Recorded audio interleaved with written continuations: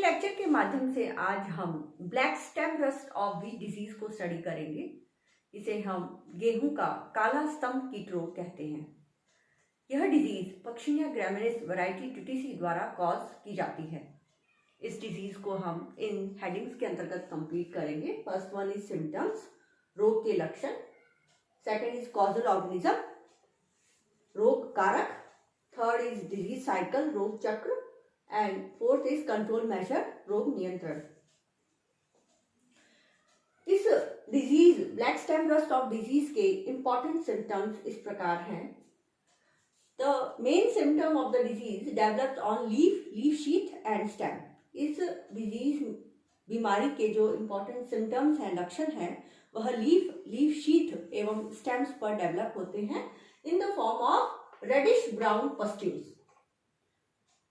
ये reddish brown pustules जो हैं रस्ट जंग के कलर के समान दिखाई देते हैं, इसीलिए इसे हम रस्ट डिजीज कहते हैं। यह रेडिश ब्राउन पस्ट्यूल्स एक्चुअली यूरिडोसोराई होती हैं और इनमें यूरिडोस्पोर्स का फॉर्मेशन होता है ग्रुप्स में। The second main symptom of the disease is the formation of dark black colour streaks on the stem. Wheat के जो ग्रोइंग सीजन है, इसके एंड होने पर यह डार्क ब्लैक कलर की स्ट्रीक्स जो हैं स्टेम और लीफ शीथ पर डेवलप होती हैं और यह डार्क ब्लैक कलर की स्ट्रीक्स एक्चुअली टैलिटोसोराई होती हैं और इन टैलिटोसोराइज में टैलिटोस्पोर्स का फॉर्मेशन होता है ग्रुप्स में। यूरिडोसोराई और टैलिटोसोराई के फॉर्मेशन के कारण जो व्हीट प्लांट है, गेहूं के पौधे में जो लीव्स हैं, लीफ शीथ हैं और स्टेम हैं, बुरी तरह प्रभावित होती हैं और लीफ बुरी तरह डैमेज होने के कारण जो मेन फोटोसिंथेटिक इनका ऑर्गन है वह जो है डैमेज होता है और इससे प्लांट की ग्रोथ अफेक्ट होती है और डिजीज प्लांट जो है स्टंटेड होते हैं, इनकी हाइट कम होती है। इन डिजीज प्लांट में टिलर्स का फॉर्मेशन भी बहुत कम होता है एवं ईयर्स में, बालियों में, गेहूं की बालियों में जो है ग्रेन का फॉर्मेशन भी बहुत कम होता है। Next point is causal organism, रोग कारक। इस disease black stem rust of disease का जो कॉजल ऑर्गेनिज्म है वह है पक्षिया ग्रामिनीस वैरायटी ट्यूटिसी। पक्षिया ग्रामिनीस बिलोंग करता है क्लास बेसिडियोमाइसीटीज को। यह बेसिडियोमाइसीटीज क्लास को बिलोंग करती है और बेसिडियोमाइसीटीज क्लास की जो मेंबर फंजाई हैं, इनकी विशेषता है कि यह वेल डेवलप्ड होती हैं, ब्रांच एवं सेप्टेट होती हैं। इनके जो सेप्टा है, इनमें सिंपल पोर उपस्थित होता है। इनका जो माइसीलियम है, इसमें दो अवस्थाएं पाई जाती हैं, प्राइमरी माइसीलियम एवं सेकेंडरी माइसीलियम। प्राइमरी माइसीलियम जो है वेल डेवलप्ड होता है एवं प्राइमरी माइसीलियम की प्रत्येक कोशिका में सिंगल न्यूक्लियस उपस्थित होता है, इसीलिए हम प्राइमरी माइसीलियम को मोनोकैरियोटिक माइसीलियम या मोनोकैरियोफेज भी कहते हैं। और प्राइमरी माइसीलियम के डाइकैरोटाइजेशन के फलस्वरूप सेकेंडरी डाइकैरोटिक माइसीलियम का फॉर्मेशन होता है। सेकेंडरी डाइकैरोटिक माइसीलियम जो है, इसकी प्रत्येक कोशिका में दो न्यूक्लियस, जेनेटिकली डिफरेंट न्यूक्लियस उपस्थित होते हैं। सेकेंडरी डाइकैरोटिक माइसीलियम जो है, इसमें स्पोर्स का निर्माण करता है, वह है यूरिडोस्पोर, टैलिटोस्पोर एवं एशियोस्पोर। तो इसमें जो 3 स्पोर हैं वह डाइकैरोटिक स्पोर हैं और 2 स्पोर हैं बेसिडियोस्पोर एवं स्पर्मेटिया, यह हैप्लॉइड है। पक्षिया ग्रामिनीस ट्यूटिसी एक हिटेरोशियस मैक्रोसाइक्लिक रस्ट है। हिटेरोशियस मीन्स भिन्नाश्रयी कवक है। हिटेरोशियस इसलिए कहते हैं क्योंकि पक्षिया ग्रामिनीस अपनी लाइफ साइकिल को 2 होस्ट में कंप्लीट करता है। इसे 2 होस्ट चाहिए अपनी लाइफ साइकिल को कंप्लीट करने के लिए। इसका जो प्राइमरी होस्ट है वह है व्हीट, गेहूं, और दूसरा सेकेंडरी होस्ट है इसका बर्बेरिस वुल्गैरिस। किसी भी पैरासाइट का प्राइमरी होस्ट वह होता है जिसमें कि पैरासाइट अपनी जो है रहता है और सेक्सुअल मैच्योरिटी अटेन करता है, जबकि पैरासाइट का सेकेंडरी होस्ट वह होता है जो पैरासाइट की जो है जीवित रहने के लिए तो आवश्यक नहीं है, लेकिन जीवन चक्र को पूरा करने के लिए उसे इस सेकेंडरी होस्ट की आवश्यकता होती है। तो पक्षिनिया ग्रामिनीस ट्रिटिसी का प्राइमरी होस्ट वीट है और सेकेंडरी होस्ट है इसका बर्बेरिस वुल्गैरिस। इसके अलावा पक्षिनिया ग्रामिनीस का एक कोलैटरल होस्ट भी है। कोलैटरल होस्ट पैरासाइट का वह होस्ट होता है जो कि पैरासाइट इसमें रहता है जब प्राइमरी होस्ट उसको अवेलेबल नहीं होगा। और पक्षिनिया ग्रामिनीस के कोलैटरल होस्ट हैं ब्रैकीपोडियम सिल्वेटिका एंड ब्रोमस पैक्युलस। ये दोनों ही ग्रासेस हैं और यह ग्रासेस जो हैं चूंकि बिलोंग करती है वीट की फैमिली कौन सी, पोएसी, और इनकी भी फैमिली है पोएसी। तो कोलैटरल होस्ट और प्राइमरी होस्ट एक ही फैमिली के होते हैं और यहाँ भी वीट और ये ग्रासेस जो है इनकी फैमिली जो है पोएसी है। तो कोलैटरल होस्ट में पैरासाइट रहता है जब उसको यह वीट अवेलेबल नहीं होता, नहीं मिलता, और यह अपने इन ग्रासेस में रहता है और सुटेबल जब उसको वीट प्लांट्स मिलते हैं तो यह उनमें डिजीज कॉज करता है। पक्षिनिया ग्रामिनीस ट्रिटिसी एक मैक्रोसाइक्लिक फंजाई है। मैक्रोसाइक्लिक फंजाई है क्योंकि यह अपने जीवन चक्र में लाइफ साइकिल में एक से अधिक डायकैरियोटिक स्पोर्स का निर्माण करता है। इसकी लाइफ साइकिल में 3 डायकैरियोटिक स्पोर्स का निर्माण हो रहा है। 3 डायकैरियोटिक स्पोर हैं, एशियोस्पोर, यूरिडोस्पोर एंड कैल्यूटोस्पोर। पक्षिनिया ग्रामिनीस ट्रिटिसी एक इंटरनल ऑब्लिगेट पैरासाइट है। यह एक आंतरिक अविकल्पी परजीवी है। इसे जो है कल्चर मीडिया में ग्रो नहीं किया जा सकता। यह पैरासाइट जो है वीट के या होस्ट प्लांट के इंटरसेलुलर स्पेसेस में ग्रो करता है और हॉस्टोरिया शुष्कांग के माध्यम से न्यूट्रिशन जो है प्राप्त करता है। पक्षिनिया ग्रामिनीस ट्रिटिसी की लाइफ साइकिल में 2 अवस्थाएं पाई जाती हैं, haploid phase and diploid phase. इसकी जो हैप्लॉइड फेज है वह जो है शुरू होती है बेसिडियोस्पोर के जर्मिनेशन से और यह हैप्लॉइड फेज एफिमरल होती है, अल्पकालिक होती है, कुछ ही समय रहती है और डायकैरियोटाइजेशन स्पर्मेटाइजेशन के फलस्वरूप यह जो है हैप्लॉइड माइसीलियम जल्दी ही डायकैरियोटिक माइसीलियम में बदल जाता है और वीट प्लांट में इसकी डायकैरियोफेज जो है अवस्था पाई जाती है। तो इसकी हैप्लोफेज अवस्था जो है अल्पकालिक होती है जो बारबरी प्लांट में पाई जाती है, जबकि इसकी डायकैरियोफेज अवस्था जो है लॉन्ग लिव्ड अवस्था है और यह वीट प्लांट में पाई जाती है। इस तरह हमने देखा कि पक्षिनिया ग्रामिनीस वैरायटी ट्रिटिसी जो है एक हिटेरोशियस मैक्रोसाइक्लिक रस्ट फंजाई है। यह एक इंटरनल ऑब्लिगेट पैरासाइट है और यह जो है अपने लाइफ साइकिल में 5 तरह के स्पोर्स का निर्माण करता है। First one is uredospore, second one is teleutospore, third is basidiospore, fourth one is spermatia जिसे हम पिक्निडियोस्पोर भी कहते हैं and the fifth spore is aeciospore. इसीलिए यह एक मैक्रोसाइक्लिक रस्ट फंजाई है। तो third topic is disease cycle. Disease cycle रोग चक्र। पक्षिनिया ग्रामिनीस ट्रिटिसी की डिजीज साइकिल बिगिन होती है, शुरू होती है एशियोस्पोर के जर्मिनेशन से। यह एशियोस्पोर जो है प्राइमरी इनोकुलम का कार्य करते हैं।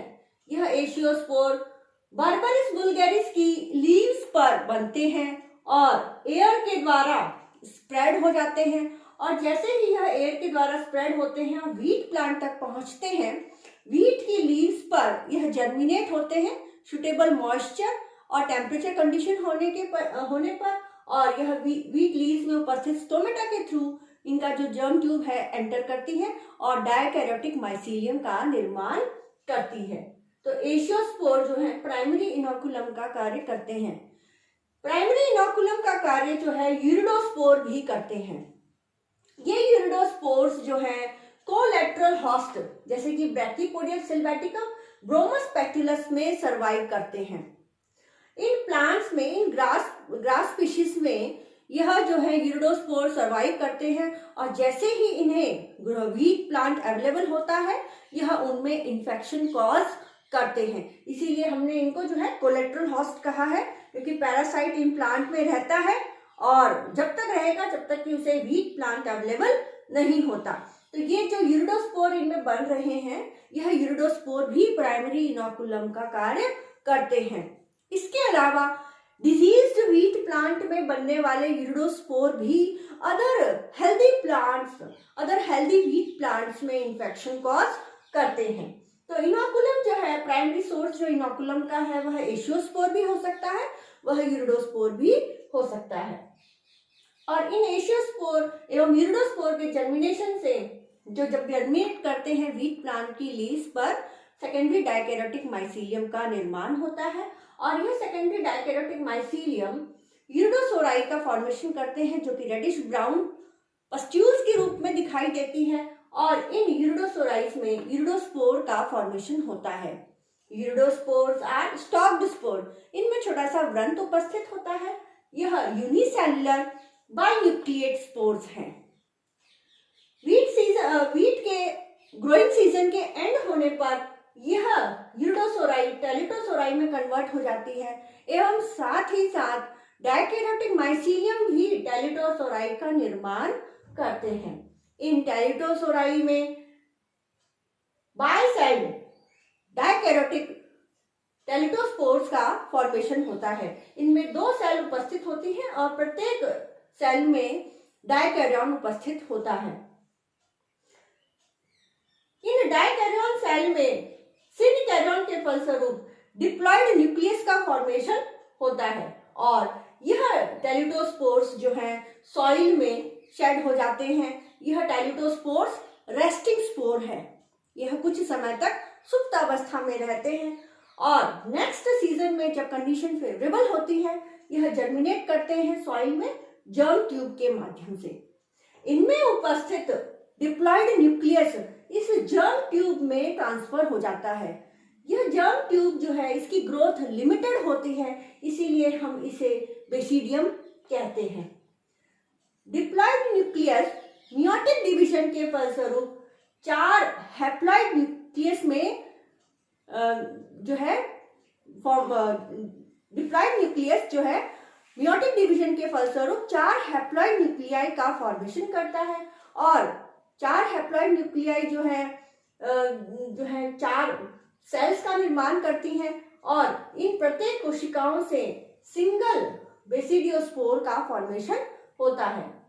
बेसिडियोस्पोर्स जो है प्लस और माइनस स्ट्रेन के भी होते हैं। जो 4 बेसिडियोस्पोर डेवलप हो रहे हैं, इनमें से 2 प्लस स्ट्रेन के होते हैं और 2 माइनस स्ट्रेन के होते हैं। यह बेसिडियोस्पोर्स थिन वॉल्ड स्पोर होते हैं, यूनिसेलुलर यूनिन्यूक्लिएट, और इन बेसिडियोस्पोर में हैप्लॉयड न्यूक्लियस उपस्थित होता है क्योंकि इनका निर्माण मियोटिक डिवीजन के फलस्वरूप होता है। तो हम यहाँ देख रहे हैं कि यहाँ सिनकैरियन हो रहा है। सिनकैरियन मीन्स फ्यूजन ऑफ न्यूक्लियाई और 2 हैप्लॉयड न्यूक्लियस के फ्यूजन के फलस्वरूप डिप्लॉयड न्यूक्लियस बन रहा है टेलिटोस्पोर में। और टेलिटोस्पोर में जर्म ट्यूब बेसिडियम के फॉर्मेशन के फलस्वरूप यहाँ मियोटिक डिवीजन होता है और इन मियोटिक डिवीजन के फलस्वरूप जो है 4 जो है बेसिडियोस्पोर का फॉर्मेशन हो रहा है। 2 प्लस स्ट्रेन के हैं और 2 माइनस स्ट्रेन के हैं। यह बेसिडियोस्पोर्स जो है हवा के द्वारा स्प्रेड हो जाते हैं और बारबरी बुशेस तक पहुंचते हैं विंड के द्वारा, हवा के द्वारा। जब इन्हें बारबरी की लीफ पर जब यह बेसिडियोस्पोर्स बारबरी लीफ की तक पहुंचते हैं तो सुटेबल टेम्परेचर और मॉइस्चर कंडीशन होने पर यह जर्मिनेट करेंगे और इनका जो माइसीलियम जर्म ट्यूब जो है एपिडर्मिस के थ्रू जो है एंटर करती है।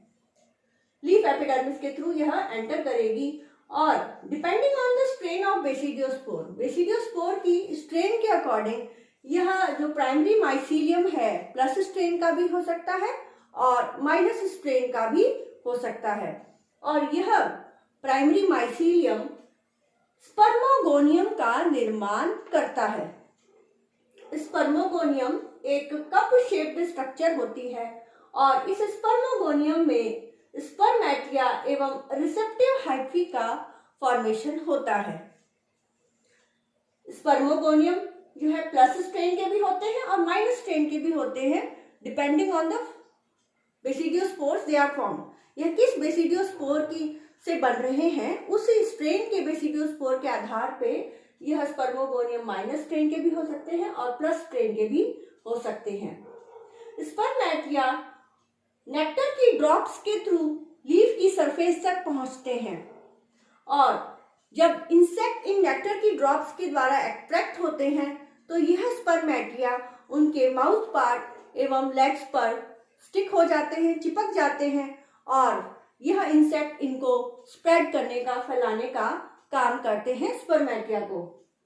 जब नेगेटिव स्ट्रेन का स्पर्मेटिया पॉजिटिव स्ट्रेन की रिसेप्टिव हाइफी पर लैंड किया जाता है इंसेक्ट के द्वारा, तो इनके बीच में स्पर्मेटिया और रिसेप्टिव हाइफी के बीच में जो है वॉल डिसॉल्व हो जाती है और स्पर्मेटिया का न्यूक्लियस ट्रांसफर हो जाता है रिसेप्टिव स्पर्मेटिया का न्यूक्लियस जो है ट्रांसफर हो जाता है रिसेप्टिव हाइफी में और न्यूक्लियस के ट्रांसफर के फलस्वरूप ही हमें जो है डायकैरियन अवस्था का निर्माण हो जाता है और डायकैरियोटिक माइसीलियम की प्राप्ति होती है। इस तरह जो है डायकैरियोटिक माइसीलियम की प्राप्ति होती है और इस जो प्रोसेस है इसे हम स्पर्मेटाइजेशन कहते हैं। स्पर्मेटाइजेशन के फलस्वरूप primary mycelium secondary dikaryotic mycelium में कन्वर्ट हो जाता है और यह सेकेंडरी डायकैरियोटिक माइसीलियम लीफ की लोअर एपिडर्मस सरफेस पे एसिडियम कप का निर्माण करता है। इन एसिडियम कप में जो है एसिडियोफोर सेल्स उपस्थित होती हैं जो एशियोस्पोर्स का निर्माण करती हैं। यह एशियोस्पोर्स चूंकि सेकेंडरी डायकैरियोटिक माइसीलियम से बने हैं इसीलिए यह डायकैरियोटिक स्पोर है। Aeciospores are thin walled unicellular dikaryotic spore और यह एशियोस्पोर्स जो है विंड के द्वारा व्हीट लीव्स तक पहुंचते हैं और व्हीट लीव्स में जर्मिनेट होकर जर्म ट्यूब का फॉर्मेशन करते हैं जो स्टोमेटा के थ्रू व्हीट प्लांट में एंटर कर जाती है। इस तरह हमने देखा कि जो हैप्लॉइड फेज है अथवा जो प्राइमरी माइसीलियम है वह सिर्फ और सिर्फ बर्बरी प्लांट में पाया जाता है और यह हैप्लॉइड माइसीलियम स्पर्मोगोनियम अवस्था का निर्माण करता है और स्पर्मेटिया एवं रिसेप्टिव हाइफी का फॉर्मेशन करता है और यह कुछ ही समय तक अल्पकालिक अवस्था है और जल्दी ही सेकेंडरी डायकैरियोटिक माइसीलियम का फॉर्मेशन हो जाता है और सेकेंडरी डायकैरियोटिक माइसीलियम हमें व्हीट प्लांट में पाया जाता है एशियोस्पोर के जर्मिनेशन के फलस्वरूप और व्हीट में यह डायकैरियोफेज का निर्माण करता है और यूरिडोस्पोर हेलिटोस्पोर का जो कि डायकैरियोटिक स्पोर है इनका निर्माण करता है। इस तरह यह डिजीज साइकिल जो है कंटिन्यू रहती है और दो प्लांट में व्हीट प्लांट एवं बारबरी प्लांट में जो है यह अपनी जो है जीवन का चक्र पूरा करता है Puccinia graminis variety tritici. Control measure जो black stem rust of wheat है इस डिजीज को कंट्रोल किया जा सकता है। हम इन मेथड्स के द्वारा इन्हें कंट्रोल कर सकते हैं। First one is disease resistant variety. Disease resistant variety जो है व्हीट की जो है मार्केट में अवेलेबल है और इन वैरायटीज को ग्रो करके हम जो है इस डिजीज से जो है इस डिजीज को कंट्रोल कर सकते हैं। व्हीट की जो डिजीज रेजिस्टेंट वैरायटी है वह है सोनारा 63, सोनारा 64 एवं लर्मा रोजो। इसके अलावा और भी कई डिजीज रेजिस्टेंट वैरायटी हैं जो जिनके द्वारा अगर हम इनको फील्ड में ग्रो करें तो हम black stem rust of wheat से जो है इससे फ्री हो सकते हैं। Second one is spraying fungicide.